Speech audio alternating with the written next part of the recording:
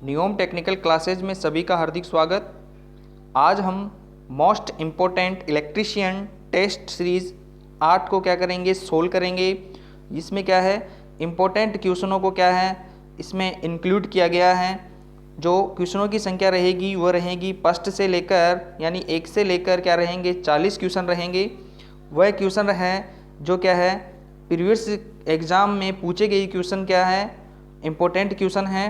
तो देखिए ध्यान से पढ़े। क्वेश्चन नंबर फर्स्ट है, प्रतिकारी रिएक्टिव शक्ति के लिए निम्नलिखित में से कौन से एक सही है। तो ये बताना है रिएक्टिव पावर के लिए जो शक्ति है वो कौन सी सही है।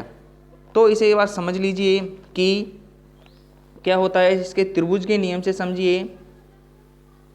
यहाँ पे जो रहेगा वो रहेगा एक्टिव पावर। एक्टिव पावर रहेगा, इसे बोला जा सकता है ट्रू पावर, इसे ट्रू पावर बोला जाता है। और इसे बोला जाएगा पावर, रिएक्टिव पावर बोला जाएगा, और इसे पावर बोला जाएगा अपरेंट पावर। तो ये ध्यान रखें, इसे बोला जाता है वास्तविक शक्ति, इसे बोला जाता है आभासी शक्ति, और इसे बोला जाता है प्रतिकारी शक्ति।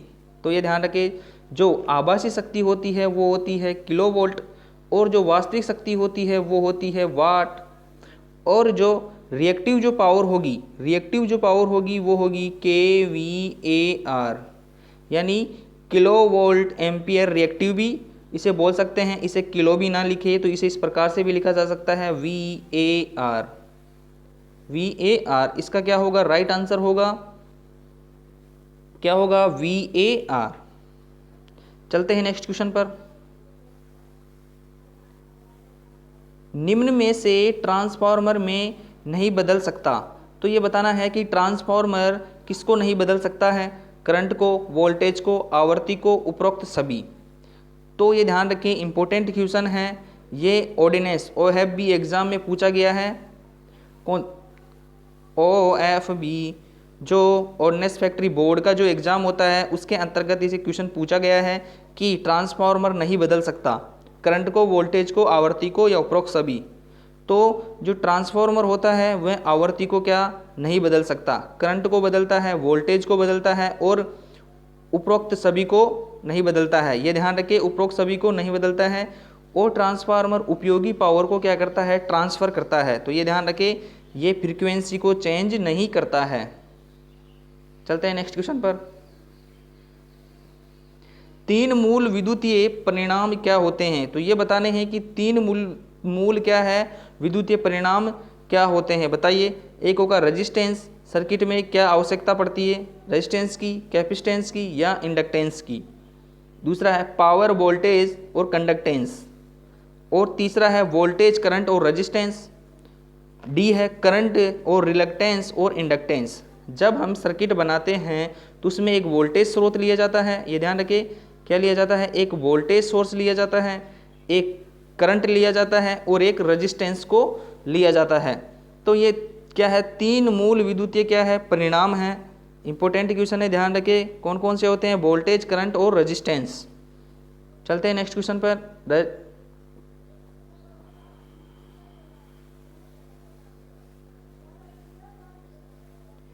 एक ट्रांसफॉर्मर जो कोर लेमिनेटेड होता है, ये बताना है कि ट्रांसफार्मर का जो कोर होता है वो लेमिनेटेड क्यों होता है। हिस्टैरिसीस हानि कम करने के लिए, एडी करंट हानि कम करने के लिए, कॉपर करंट हानि कम करने के लिए, या इनमें से सभी काम करने के लिए। तो हमेशा ध्यान रखिए, इंपॉर्टेंट क्वेश्चन है। ट्रांसफार्मर में कोर में जो लेमिनेटेड किया जाता है, कोर को क्या किया जाता है, लेमिनेटेड करने का मतलब होता है कि उसमें क्या होता है, एडी करंट हानि को क्या किया जाता है, कम किया जाता है। तो ध्यान रखिए, किसको कम करेंगे, एडी करंट हानि को। और यदि इस प्रकार से क्वेश्चन में पूछ लिया जाता कि सिलिकॉन यानी सिलिकॉन स्टील की जो लेमिनेटेड पत्तियां होती हैं वो किसे कम करने के लिए प्रयोग किया जाता है, तो हिस्टैरिसीस हानि। और ऑप्शन में हिस्टैरिसीस हानि ना हो तो उसे कोर हानि हम राइट करेंगे। तो ये ध्यान रखें।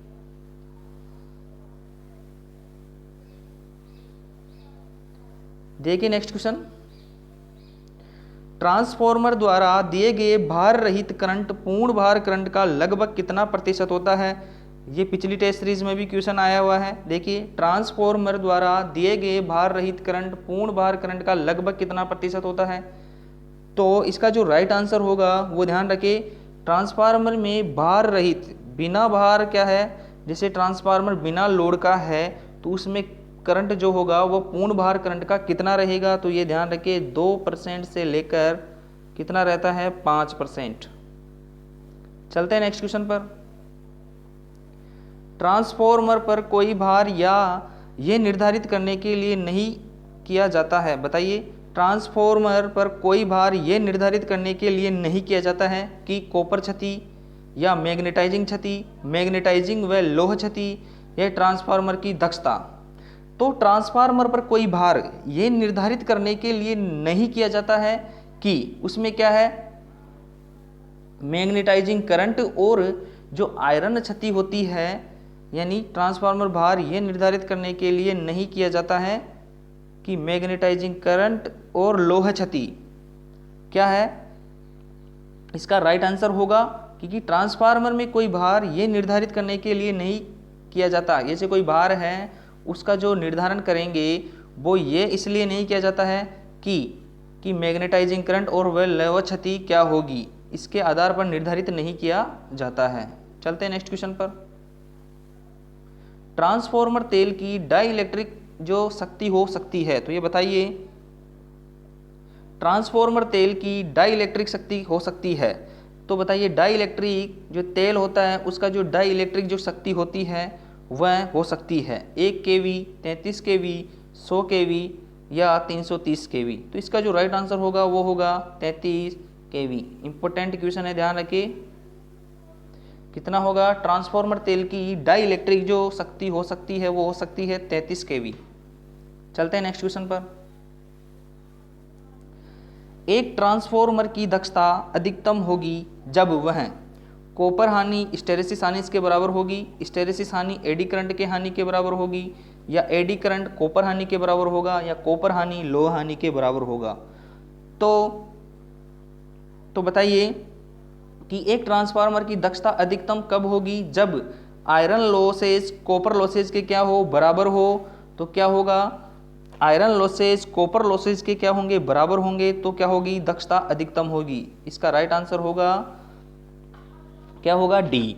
कॉपर हानि आयरन लॉसेज के क्या होते हैं, बराबर होते हैं। कॉपर लॉसेज और आयरन जो लॉसेज होंगे क्या होंगे, बराबर होंगे, तभी क्या होगा, ट्रांसफार्मर की दक्षता जो होगी वह अधिकतम होगी। चलते हैं नेक्स्ट क्वेश्चन पर। निम्न में से कौन ट्रांसफार्मर स्थापित करने का एक भाग नहीं है।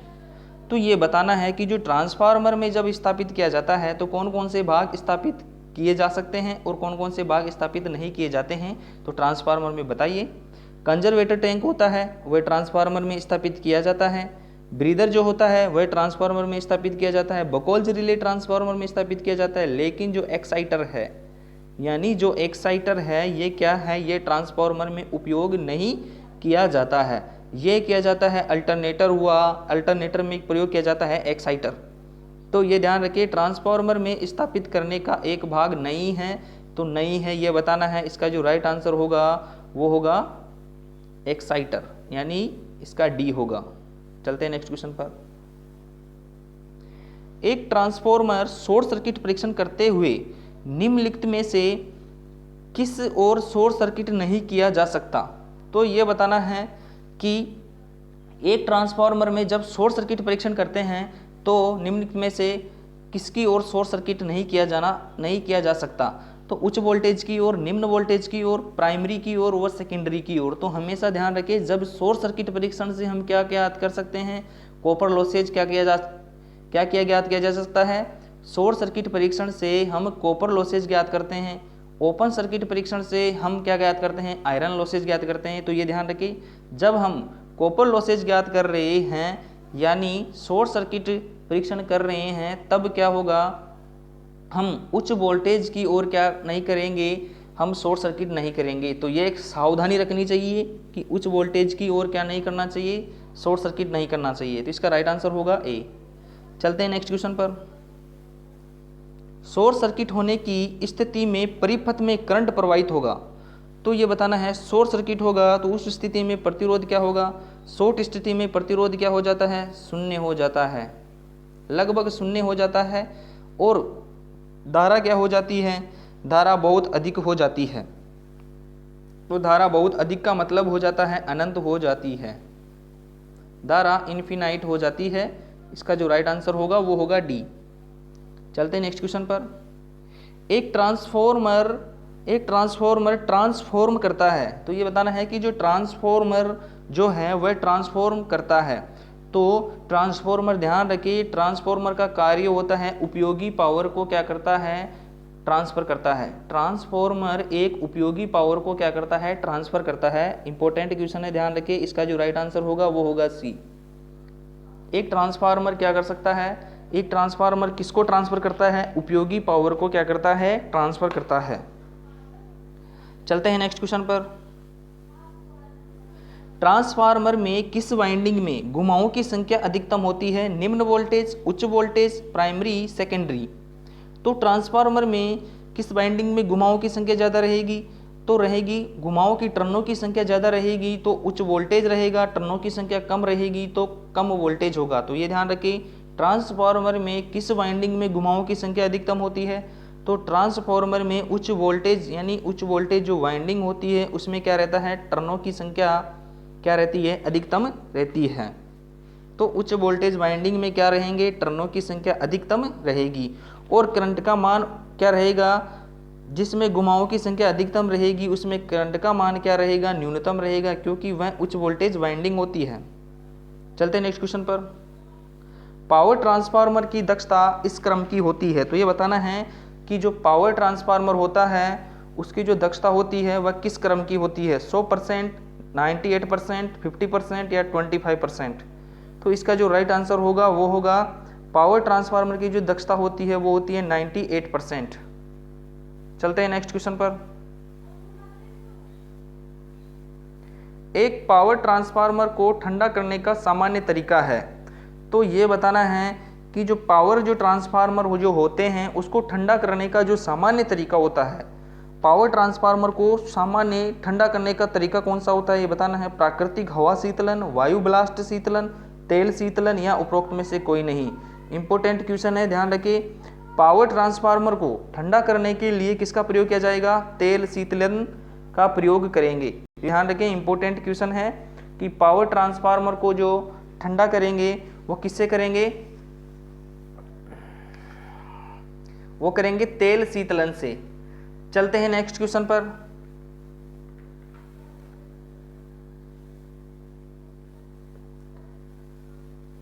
विद्युत ऊर्जा की इकाई है, विद्युत ऊर्जा की इकाई है, यह बताना है। जूल होगा, वाट सेकंड होगा, किलोवाट घंटा होगा या इनमें से सभी। तो बताना है विद्युत ऊर्जा की जो इकाई होगी, तो देखिए जो विद्युत ऊर्जा जो होती है उसकी इकाई होती है कार्य और ऊर्जा का मात्रक क्या होता है, ये होता है जूल। एक तो जूल होता है, दूसरा देखिए ऊर्जा जो होगी, ऊर्जा किसे बोलेंगे, कार्य करने की क्षमता, यानी कार्य करने की, यानी शक्ति गुणा समय को क्या बोला जाता है, ऊर्जा बोला जाता है। तो ऊर्जा किसे बोलेंगे, शक्ति गुणा शक्ति इंटू समय, क्या बोलेंगे, शक्ति इंटू समय। तो देखिए शक्ति का मात्रक क्या होता है, वाट होता है, और समय का मात्रक सेकंड होता है। तो क्या हो गया, जूल भी हो गया है, वाट सेकंड भी हो गया। और विद्युत जो ऊर्जा होती है उसे बोला जाता है kWh में भी इसे हम बोल सकते हैं। वाट सेकंड को क्या बोल सकते हैं, किलोवाट घंटा भी बोल सकते हैं। तो इसमें क्या होगा, उपरोक्त सभी क्या होंगे, इसके राइट आंसर होंगे। तो ये ध्यान रखें, विद्युत ऊर्जा की जो इकाई है जूल भी होती है, वाट सेकंड भी होती है और किलोवाट घंटा भी होती है। चलते हैं नेक्स्ट क्वेश्चन पर। ट्रांसफार्मर में टेपिंग सामान्यतः दिया जाता है प्राइमरी वाइंडिंग की ओर, सेकेंडरी वाइंडिंग की ओर, निम्न वोल्टेज की ओर, या ये बताइए निम्न वोल्टेज की ओर या उच्च वोल्टेज की ओर। तो बताइए कहां और कहां पर किया जाता है, सामान्य टेपिंग कौन से स्थान पर करेंगे ट्रांसफार्मर में, ये बताइए। तो हमेशा ध्यान रखिए ट्रांसफार्मर में जब टेपिंग की जाती है तो ट्रांसफार्मर में ध्यान रखें, जब टेपिंग की जाएगी तो कहाँ पर की जाती है टेपिंग? उच्च वोल्टेज पर हम क्या कर सकते हैं? टेपिंग करेंगे।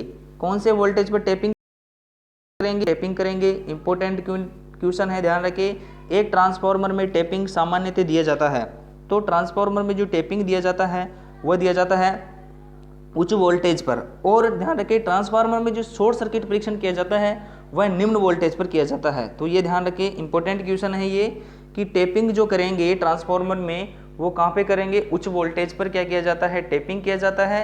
और निम्न वोल्टेज पर क्या किया जाता है? शॉर्ट सर्किट परीक्षण किया जाता है।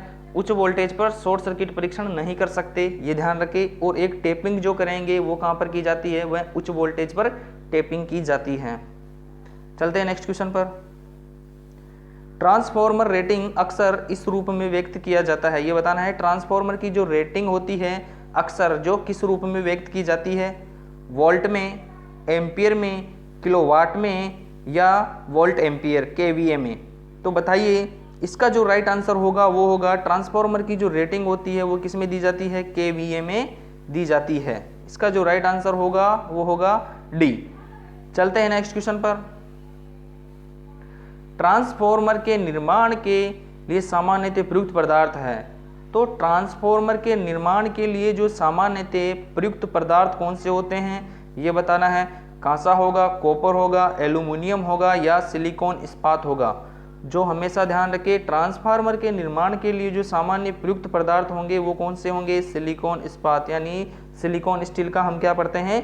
ट्रांसफार्मर के निर्माण में प्रयोग करने के लिए किया जाता है सिलिकॉन स्टील। चलते हैं नेक्स्ट क्वेश्चन पर। भारत में ट्रांसमिट की जाने वाली विद्युत ऊर्जा की अधिकतम वोल्टेज होती है, तो ये बताना है कि भारत में जो ट्रांसमिट करते हैं, पारेषण किया जाता है, यानी ट्रांसमिट किया जाता है, एक स्थान से दूसरे स्थान पर क्या किया जाता है? पावर को भेजा जाता है, तो वह विद्युत ऊर्जा की अधिकतम वोल्टेज कितनी है जिसे हम भारत में क्या कर सकते हैं? ट्रांसमिट कर सकते हैं अधिकतम वोल्टेज तक। तो कितने वोल्टेज तक कर सकते हैं? ऑप्शन देखिए, 33 kV, 66 kV, 132 kV व 400 kV। तो बताइए कितने kV तक हम कर सकते हैं? अधिकतम ऊर्जा का क्या कर सकते हैं? ट्रांसमिट कर सकते हैं। तो इसका राइट आंसर होगा वो होगा 400 kV, यानी 400 kV तक क्या करते हैं? भारत में ट्रांसमिट की जाने वाली विद्युत ऊर्जा की अधिकतम वोल्टेज कितनी होती है? 400 kV। चलते हैं नेक्स्ट क्वेश्चन पर। 66 kVA तक का वोल्टेज ट्रांसमिट करने के लिए केबल में कितने कोर का प्रयोग करेंगे? यानी 66 kV हम क्या है? 66 kV वोल्टेज को ट्रांसमिट करना है, यानी एक स्थान से दूसरे स्थान पर क्या करना है? 66 kV वोल्टेज को क्या करना है? भेजना है। तो केबल के लिए कितने कोर की केबल का प्रयोग करेंगे? एकल कोर का, 2 कोर का, 3 कोर का, उपरोक्त सभी का? तो हमेशा ध्यान रखिए, इसमें प्रयोग किया जाएगा 3 कोर केबल का। 66 kV तक के वोल्टेज को ट्रांसमिट करने के लिए हम 3 कोर केबल का क्या करेंगे? प्रयोग करेंगे। तब हम क्या कर सकते हैं? 66 kVA के वोल्टेज को हम ट्रांसमिट कर सकते हैं। चलते हैं नेक्स्ट क्वेश्चन पर। 11 kV तक वोल्टेज के लिए निम्न में से कौन सा केबल सामान्यतः प्रयुक्त होता है? तो ये बताना है। 11 kV जो वोल्टेज है उसके 11 kV वोल्टेज तक क्या करना है? हमें क्या करना है? केबल को सामान्यतः प्रयुक्त होगी। वो बताइए कौन से केबल सामान्य प्रयुक्त होंगे जो 11 kV तक क्या है? वोल्टेज के लिए बने हुए हैं। तो ये बताना है।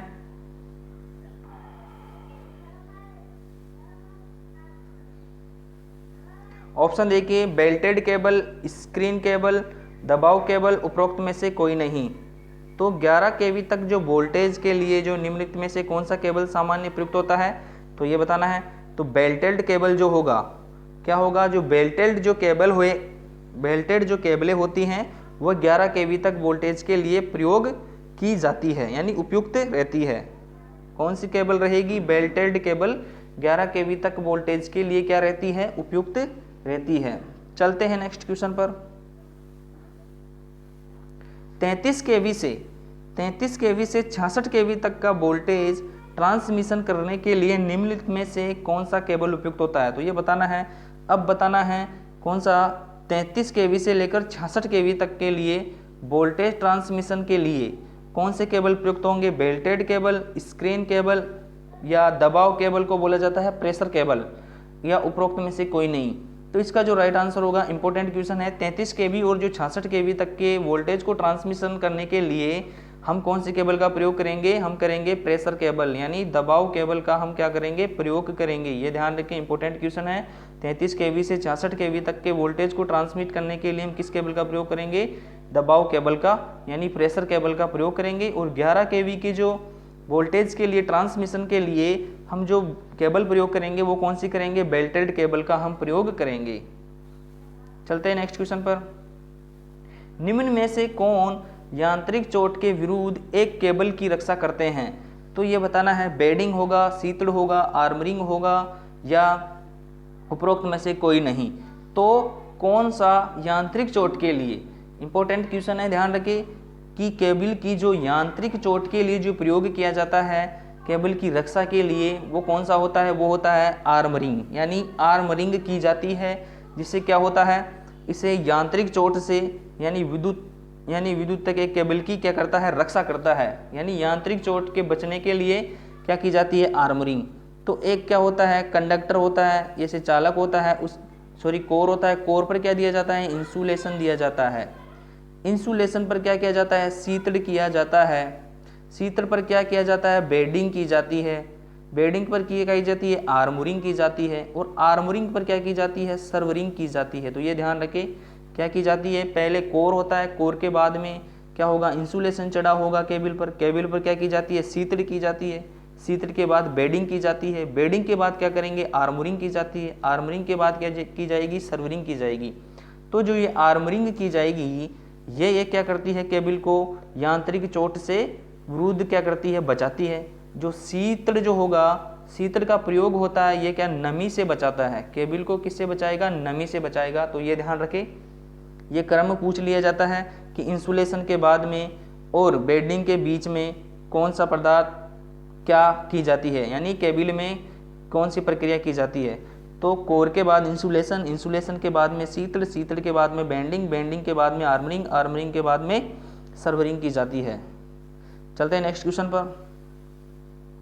एल्यूमिनियम को बस बार पदार्थ के रूप में वरीयता दी जाती है। तो ये बताना है कि एल्यूमिनियम को जो बस बार पदार्थ के रूप में जो वरीयता दी जाती है वो किस प्रकार से दी जाती है? देखिए, फैब्रिकेशन के केस के कारण दी जाती है, या निम्न घनत्व के कारण, निम्न लागत के कारण, या कॉपर उपलब्ध न होने के कारण। तो इनमें से जो 4 कारण दिए गए हैं, इनमें से बताना है कि एल्यूमिनियम की जो बस बार होती है उसे क्यों वरीयता दी जाती है। तो इसका जो राइट आंसर होगा वो होगा, इसे निम्न लागत, यानी क्या होता है, इसमें कम खर्चा के कारण क्या किया जाता है? ये एल्यूमिनियम की बस बार प्रयोग की जाती है। ये कोई कारण नहीं हो सकता कि कॉपर उपलब्ध नहीं होने के कारण। कॉपर उपलब्ध होता रहता है, घनत्व के कारण नहीं लेते हैं और फैब्रिकेशन के कारण नहीं लेते। तो ये ध्यान रखें, निम्न लागत के कारण क्या क्या वरीयता दी जाती है? निम्न लागत के कारण एल्यूमिनियम की बस बार को क्या दी जाती है? वरीयता दी जाती है। चलते हैं नेक्स्ट क्वेश्चन पर। किसी केबल के लिए तापरोधी पदार्थ में होना चाहिए। तो ये बताना है, कोई केबल है उसमें तापरोधी जो पदार्थ है, जो टेम्परेचर जो रोधी पदार्थ है उसमें होना चाहिए। निम्न लागत होनी चाहिए, या उसकी उच्च डाइलेक्ट्रिक शक्ति होनी चाहिए, या उच्च यांत्रिक शक्ति होनी चाहिए, उपरोक्त सभी। तो हमेशा ध्यान रखें जो केबल के लिए जो तापरोधी पदार्थ है, यानी इंसुलेटिंग जो पदार्थ है, टेम्परेचर इंसुलेटिंग जो पदार्थ है, उसकी जो क्या होना चाहिए? उसकी एक तो निम्न लागत रहनी चाहिए जिससे खर्चा कम हो, खर्चा कम आए, और उससे उच्च डाइलेक्ट्रिक स्ट्रेंथ होना चाहिए। क्या होना चाहिए? उच्च डाइलेक्ट्रिक स्ट्रेंथ होना चाहिए। और उसकी क्या होनी चाहिए? उच्च यांत्रिक, यानी हाई मैकेनिकल पावर, यानी उच्च यांत्रिक शक्ति होनी चाहिए। इसका जो राइट आंसर होगा वो होगा उपरोक्त सभी। चलते हैं नेक्स्ट क्वेश्चन पर। ट्रांसमिशन लाइन के लिए इस्पात पोल को इससे सुरक्षित करने की आवश्यकता होती है। तो ये बताना है कि ट्रांसमिशन लाइन के लिए जो इस्पात जो पोल होते हैं, जो इस्पात के जो पोल को, यानी इस्पात के पोल को किससे सुरक्षित करने की आवश्यकता होती है। तो बताना है कि इस्पात के जो पोल लगे हुए हैं उनको सुरक्षित करने के लिए किसकी आवश्यकता मतलब होती है। तो बताना है, सुरक्षित करने के लिए आवश्यकता होती है। ट्रांसमिशन लाइन के लिए इस्पात पोल को किस से सुरक्षित करने के लिए आवश्यकता होती है? दीमक से, परिवेदन से, या शरण से, या फिर उपरोक्त में सभी। तो हमेशा ध्यान रखिए, दीमक का कोई कारण नहीं है, दीमक का कोई उपयोग नहीं है, परिवेदन नहीं है। जो शरण होता है इसे बोला जाता है कोरोजन, यानी कोरोजन जो होता है, जो शरण होता है, शरण जो होता है उसके कारण क्या है, इस्पात के पोल को इससे सुरक्षित करने की आवश्यकता होती है। जो शरण होता है, कोरोजन जो होता है, उसको क्या होता है, सुरक्षित करने के लिए इस्पात पोल को किसकी आवश्यकता होती है, शरण की सुरक्षित करने के लिए, यानी शरण से सुरक्षित करने के लिए इस्पात पोल की।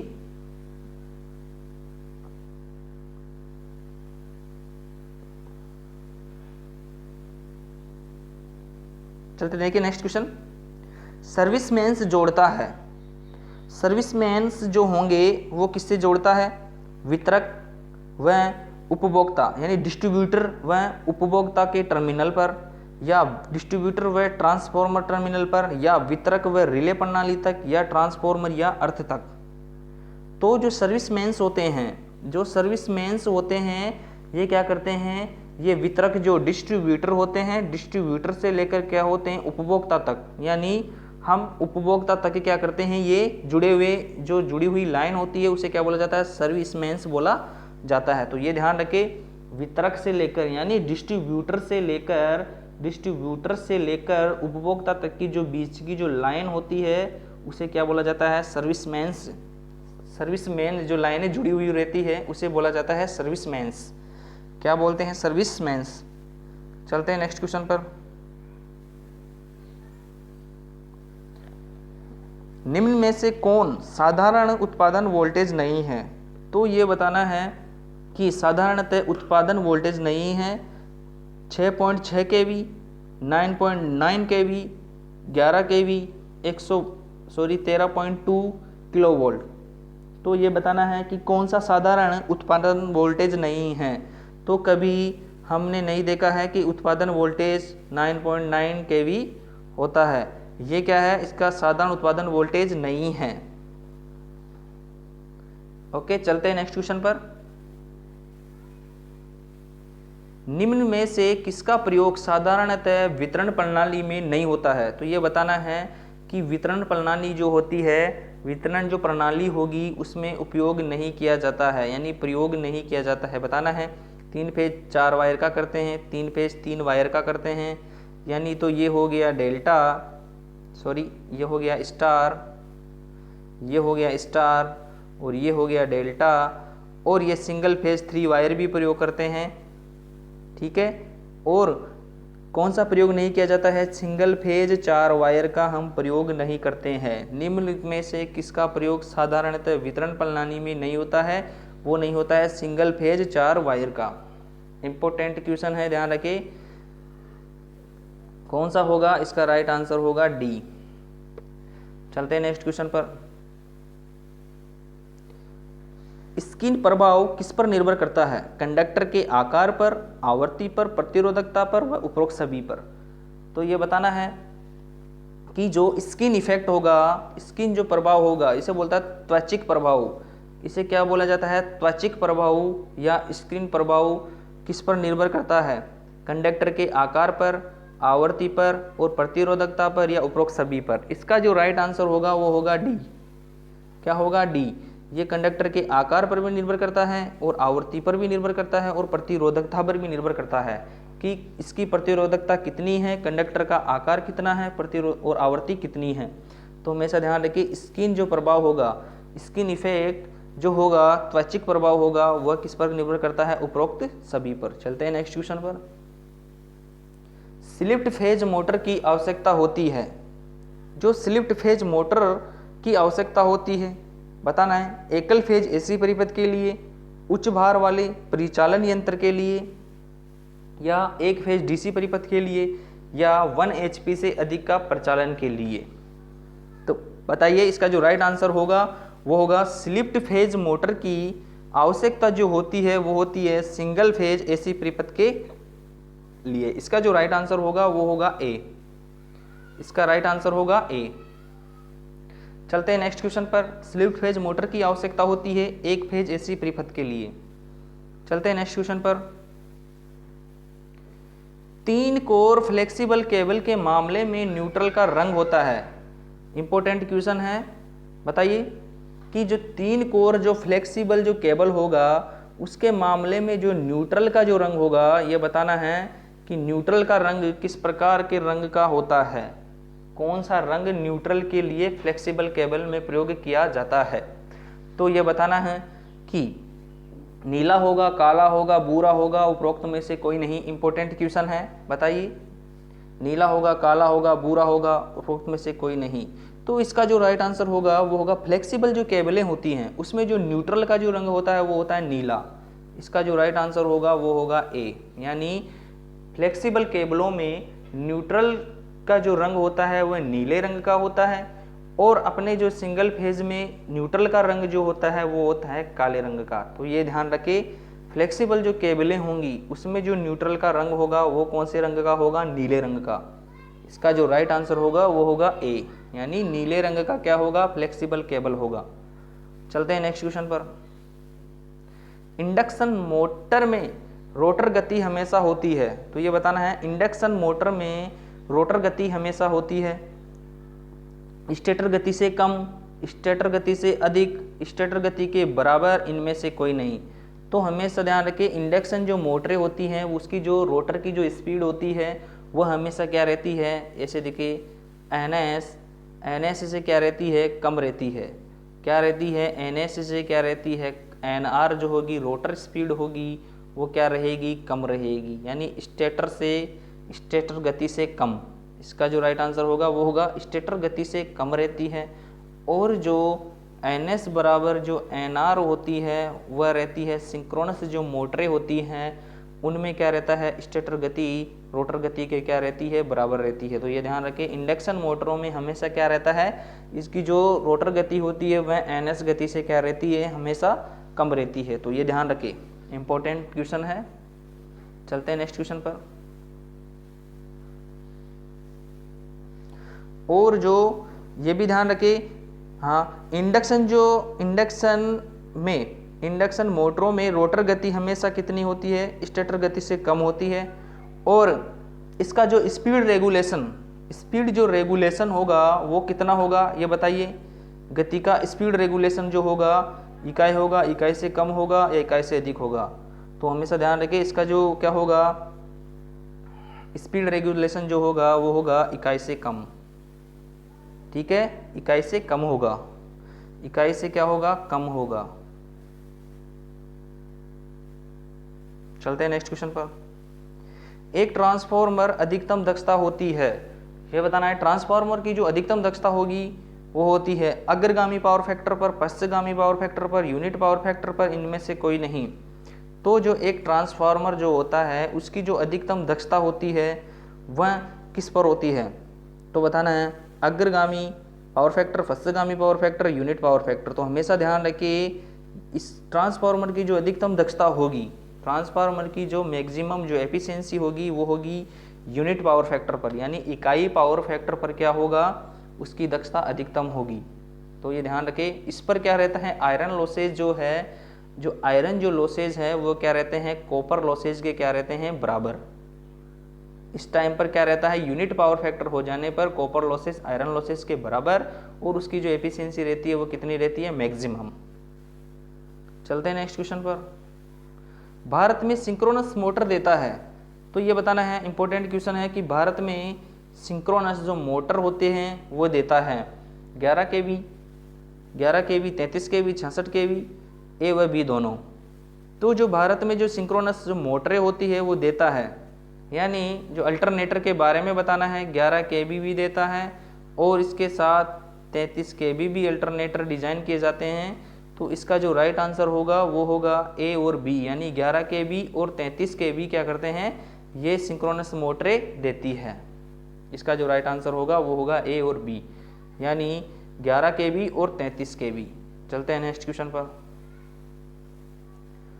2 वाट मीटर पद्धति किसके लिए लागू होती है, केवल स्टार में जुड़ी प्रणाली, इसे जोड़ी नहीं, इसे जुड़ी प्रणाली, केवल डेल्टा जुड़ी प्रणाली, सी स्टार जुड़ी और डेल्टा जुड़ी दोनों प्रणाली या प्रणाली इनमें से कोई नहीं। तो ये यहाँ से ब्रेक कीजिए, यहाँ से है डी ऑप्शन, इनमें से कोई नहीं। तो स्टार में स्टार जुड़ी और डेल्टा जुड़ी दोनों प्रणाली, इस प्रकार से है ये। तो ऑप्शन बताइए। अब देखिए इसका राइट आंसर होगा 2 वाट मीटर पद्धति किसके लिए लागू होती है? स्टार के लिए भी लागू होती है और डेल्टा के लिए भी लागू होती है। तो स्टार और डेल्टा, ऑप्शन देखिए सी में क्या है, क्या है, दोनों ही बता रहे हैं, स्टार जुड़ी और डेल्टा जुड़ी। तो इसी के लिए क्या कहते हैं, 2 वाट मीटर पद्धति लागू होती है। इसका राइट आंसर होगा वो होगा सी। चलते हैं नेक्स्ट क्वेश्चन पर। फिल्टर उपयोग किया जाता है कन्वर्ट करने के लिए, यानी कन्वर्ट करने के लिए फिल्टर का हम प्रयोग करते हैं, ये बताना है। फिल्टर का हम उपयोग करेंगे कि फिल्टर परिपथ में क्या कार्य करता है। पल्सेटिंग डीसी संकेत को शुद्ध डीसी संकेत में, एक शुद्ध डीसी संकेत को पल्सेटिंग डीसी संकेत में, पल्सेटिंग डीसी संकेत को शुद्ध एसी संकेत में, और पल्सेटिंग एसी संकेत को एक शुद्ध एसी संकेत में। तो हमेशा ध्यान रखें, जब रेक्टिफायर जो डिस्टकारी होता है वह एसी को डीसी में चेंज करता है तो वह एक पल्सेटिंग डीसी आउटपुट में प्राप्त होता है। तो पल्सेटिंग जो डीसी होता है उसको शुद्ध रूप प्राप्त करने के लिए उसमें क्या लगाया जाता है, एक फिल्टर लगाया जाता है, एक रेगुलेटर लगाया जाता है। तो ये ध्यान रखें, जो फिल्टर होगा, फिल्टर का जो कार्य होता है वो होता है पल्सेटिंग डीसी संकेत को एक शुद्ध डीसी संकेत में क्या करता है, ये प्योर यानी प्योर डीसी संकेत तो दे देता है। क्या रहता है, इस प्रकार से देखिए, एक होता है ये है शुद्ध डीसी, एक होता है इस प्रकार से पल्सेटिंग डीसी देता है ये, यानी डीसी का जो मान रहता है वो उस प्रकार से बदलता रहता है। पल्सेटिंग डीसी होगा, ये पल्सेटिंग डीसी को क्या कर देता है, ये एक शुद्ध डीसी में क्या कर देता है, चेंज कर देता है। तो ये ध्यान रखें, ये क्या करता है, पल्सेटिंग डीसी को एक शुद्ध डीसी संकेत में चेंज कर देता है। चलते हैं नेक्स्ट क्वेश्चन पर। बिजली के हीटर बने होते हैं, बिजली के जो हीटर होंगे वो किसके बने होंगे, क्रोमाइट लोहा के या पीतल के या इस्पात के या ए व बी दोनों।